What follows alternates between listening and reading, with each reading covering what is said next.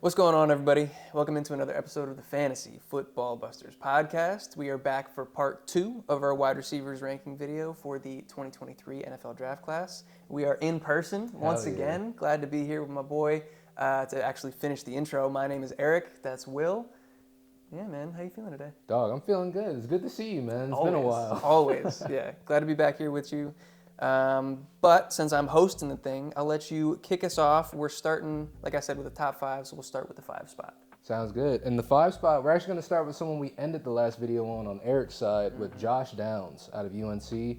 By the way, check that video out if you haven't yet. Thanks. But he's one of those guys that, like you kind of iterated, he is someone who performed at the college level every year that he was in school. Yeah. He's one of those guys who's really, really fast. I think he ran a 4.47 in high school. Yeah. So I'm excited to see what he runs at the combine. I would expect him to be in the 4.3s. Yeah, I think because you only get faster, and then high school times are always going to be off compared to NFL times. Yeah. The only things I saw that were even on the negative side for him were that I feel like he doesn't do amazing against press coverage, but that is something that can be cleaned up. And he's not really great with physical defenders once he gets downfield. Okay. So once the ball's in the air, sort of jostling for it, he can get out muscled from time to time. He's not consistently winning those, but at the same time, I don't feel like any receiver is going to consistently win those every single time. Yeah, and especially at 175 pounds. Right. Yeah. So it's one of those things where I feel like this first year when he's in the NFL, they're going to be kind of figuring out how to use him, stuff like that. But year 2 could be absolutely huge for Josh Downs. I feel like the sky's the limit. I like that a lot. Yeah, he was my number 6, so we're not far off. Great talent there. My number 5 is going to be Zay Flowers out of Boston College, and a really similar player, to be honest. We're splitting hairs between these two guys, but for me, we just got the accurate measurements for him since he was just at the Shrine Bowl a couple weekends ago. He's 5'9", 182 pounds, which is a little bit heavier than what he was listed at, so that's kind of encouraging. But I just think this dude's electric. Another 4'3" guy, and I think he's not just like a short yardage or gadget guy. He's really good down the field. He's good in contested catch situations, and his yak ability is off the charts, man. He's so electric once he gets the ball in open field.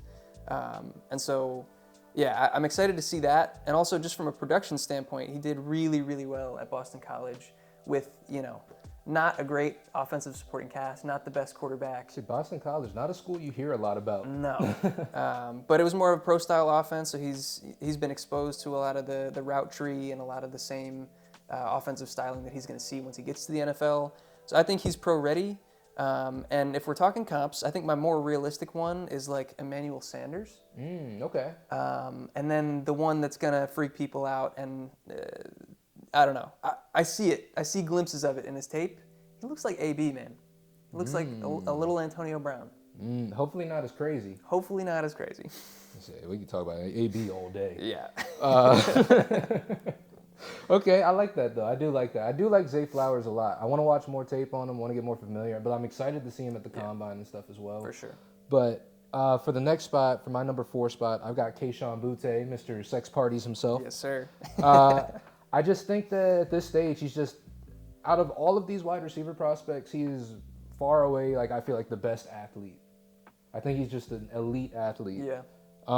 After the catch, again, like we sort of talked about, he's just a monster after the catch. Yep. He's one of those guys, he gets the ball in his hands, he's damn near a running back at that point. He's hard to bring down, and he's going to fight for those extra yards.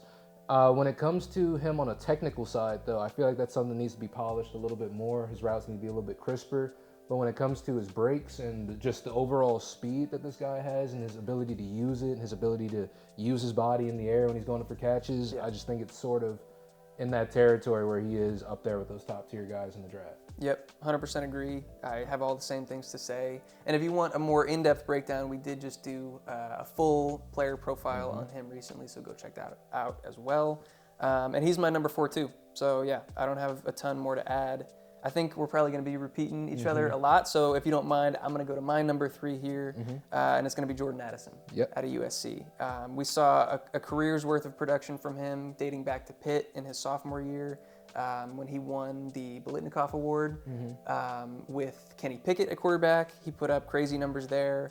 I see him similar player to like a Calvin Ridley. Just a really smooth, really pro-ready guy. Calvin Ridley came into the NFL a little on the older side, whereas I think Jordan Addison is still 21, so he's got the youth. But yeah, one of the more pro-ready wide receivers in this draft class. He went on to go to USC after Pitt, played with Caleb Williams, didn't miss a beat. His overall numbers aren't quite as high. That's because he missed a few games due to, I think, an ankle injury. Yeah, he was on crutches for a little bit, but it was like he avoided a major injury out of all that. Yeah. So yeah, I just think he's super polished, and I feel like his traits translate immediately to the NFL level. No, I agree with that. I think, obviously, I have Jordan Addison in my number 3 as well. Yeah. But I just think, like you said, he's the most polished receiver, I think, coming into the NFL, into this draft class in terms of his route running, his technique. Yeah. He's already there. Yeah. So it's just a matter of him getting implemented into an offense and getting schemed in. Yep. Next up, since we're going to just alternate back and forth now, I got Quentin Johnson from TCU. I found something that was really cool, that he was like 5'10" when he was in high school. Oh, really? He was 5'10" in high school, so he actually practiced and trained as a slot receiver. So his favorite receivers growing up were like DeAnthony Thomas. He loved Deshaun Jackson. Modeled a lot of his game after that. Then he hit his growth spurt. Yeah. Which is why we now have a 6'4" freak who runs a 4.4 who also has really good route running and good feet. Yeah. But it's because that's how we train coming up into the league. So I think he's one of those guys. He's a big body, obviously. He's got great speed, great metrics. He's able to fight for contested catches. He's one of these guys who I feel like the sky is really the limit with him as well, because he's got every physical tool you could want in one of those big body receivers. The only thing that scares me is the last time we had a TCU receiver in the first round was Mr. Josh Doxson. Well, it was Mr. Jalen Reagor. Oh, shit. We got both. That's right. That's a two-time. That's two-time duds. I forgot about Jalen Reagor. That's how bad he's been. Yeah. So I'm hoping that Quentin Johnson is the guy to kind of break out of that mold and be one of these guys in the NFL, which we've seen out of TCU before. Yeah, I hope so. That's one of those things where, like, you don't want to scout the helmet. You want to scout the player. And I feel like he's got incredible traits that are going to translate. I'm a little bit worried because he ran kind of a limited route tree. I don't know if that's because he can't run all of the routes in the route tree or if he just wasn't asked to. It was more of a spread offense there at TCU, and so he fit into his role, did what the coaches asked him to do. But like you said, he's a freak athletically, and at his size, the way that he moves in the open field is ridiculous. Yeah. We talk about it with Keyshawn Booty for his size, but just analytically, Quentin Johnson is probably the best yak receiver in the class. Yeah. His yards after catch is ridiculous. He has that signature move where he'll run like a little hitch route or something with his back to the DB, and he'll hit him with a hezzy to the outside and a spin, and he just turns on the jets and he's gone. He's so fast and he's so. It's crazy. Yeah. But you see that all over his tape. So yeah, I think, like you said, the ceiling is unlimited. We don't know how good this guy can be. I think his ceiling is crazy high, but his floor is also pretty low. Yeah. Like you said, could be limited as a route runner.